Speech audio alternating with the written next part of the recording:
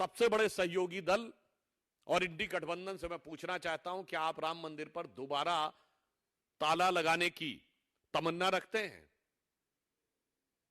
तो मैं ये भी बताना चाहता हूं एक और बात आपको, ये एक्चुअल में लड़ाई जानते क्या है? इनको मुस्लिम समाज से भी कोई लेना देना नहीं है। ये इंडी गठबंधन के दलों की आपस की लड़ाई है। ये कांग्रेस जो मुस्लिम मुस्लिम मुस्लिम आरक्षण कर रही थी ना, तो राजद और सपा घबरा गए हैं कि कहीं ऐसा ना हो मेरा ही वोट ले उड़े। तो लालू जी अलग बोल रहे हैं, राम गोपाल जी अलग बोल रहे हैं। ये वैसी स्थिति है जैसे जाड़े में कहते हैं ना हर कंपनी कि मेरा च्यवनप्राश सबसे अच्छा है, ये तुम्हारी सेहत के लिए सबसे बढ़िया है। तो इसमें किसी को किसी के ईमान से मतलब नहीं है, सबको अपने अपने दुकान के सामान से मतलब है। और हर दुकानदार को लग रहा है कट्टरपंथी मुसलमान ही मेरी दुकान का सबसे बड़ा सामान होना चाहिए। तो मैं अब यह कहना चाहूंगा कि जो कुछ माननीय प्रधानमंत्री जी ने कहा था अब वो साफ होकर आ गया है और इंडी गठबंधन के चेहरे के ऊपर मुस्लिम आरक्षण का स्वरूप अब पूरी तरीके से साफ हो गया। अब ये कितना भी किंतु परंतु कर लें, उनके मन में श्री राम मंदिर के प्रति जो हिकारत है वो साफ हो गई है। कुछ भी कर लें, अब बचने की कोई गुंजाइश नहीं है। तो मैं उनके लिए एक पंक्ति कहना चाहता हूं इंडी गठबंधन के लिए कि अब जो चेहरे से ही जाहिर है छुपाएं कैसे, अब जो चेहरे से ही जाहिर है छुपाएं कैसे, तेरी मर्जी के मुताबिक नजर आए कैसे। और घर सजाने का तसव्वुर हुआ बात की बात, अब तो मुश्किल है कि इस घर की हकीकत को छुपाएं कैसे। वो हकीकत पूरी तरह एक्सपोज हो चुकी है, मगर हम भी यह स्पष्ट करना चाहते हैं कि श्री राम जन्मभूमि का मंदिर 500 वर्ष के भारतीय समाज और हिंदू समाज के रक्त रंजित इतिहास के बाद, तमाम रक्त के बलिदान के बाद बना था।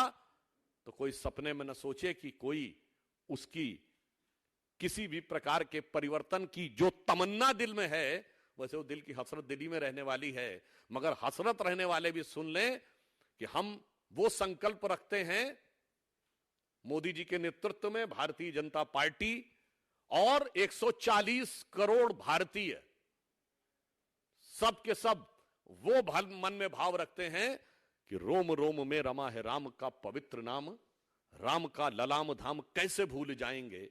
और जन्मभूमि को अनेक बार दे चुके हैं रक्त, वक्त जो पड़ा तो रक्त और भी चढ़ाएंगे, मगर आपके अरमानों को पूरा हम होने नहीं देंगे। धन्यवाद।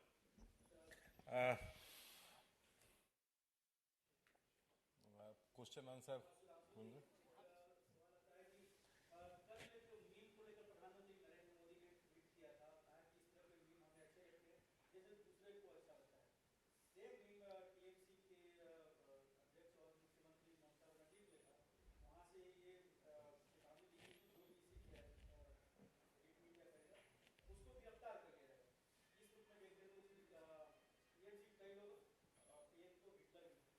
मुझे लगता है कि तृणमूल कांग्रेस की सरकार ने जो किया है और इंडी गठबंधन के तमाम दलों की सरकारें ने जो किया है पंजाब से लेकर बंगाल तक, उससे साफ हो जाता है कि हिटलर शाही किसके में। और मैं आप लोगों के सुलभ संज्ञान के लिए दोबारा बता देना चाहता हूं, माननीय प्रधानमंत्री जी के लिए तो क्या क्या नहीं बोला गया है। कब्र खुदेगी, मौत, मौत का प्रकार, बोटी बोटी, हिटलर की मौत तक बोला गया है ना। उसके बावजूद वो लोग जलवाए जलाल से घूम रहे हैं और उसमें हिटलर शाही नजर आ रही है। और मैं याद दिलाना चाहता हूं कि जवाहरलाल नेहरू जी के बारे में मजदूर सुल्तानपुरी ने एक आर्टिकल लिख दिया था कि उनकी स्टाइल ऑफ फंक्शनिंग में हिटलर की छवि दिखती है, तो वो उस ढंग से हिटलर के चेले नजर आते हैं। तो 2 साल जेल रहे थे मजदूर सुल्तानपुरी। कोई वो पॉलिटिकल एक्टिविस्ट नहीं थे, वो मशहूर शायर थे। 2 साल इस मुद्दे पे जेल में रखा गया एक व्यक्ति को कि उसने आर्टिकल लिख दिया कि नेहरू जी की स्टाइल ऑफ फंक्शनिंग में हिटलर की छवि निकल आती है। वो हिटलर शाही नहीं थी। हिटलर की मौत, कब्र खुदेगी, बोटी बोटी कर डालेंगे, उसके बाद घूमते हुए लोगों के ऊपर करना, वो उनको हिटलर शाही नजर आती है। ममता जी इससे पहले भी कार्टून बनाने पे किसी को जेल में डाल चुकी हैं, तो पंजाब में कुछ और हो चुका है। तो मुझे लगता है देश की जनता को साफ समझ में आता है कि चेहरे पे नकाब लगा के असली हिटलर कहां खड़ा है। और ये वो सारी पार्टियां हैं जो एक परिवार आधारित अधिनायकवादी पार्टियां हैं, जहां माई वे और हाई वे ही है, दूसरा कोई वे है ही नहीं।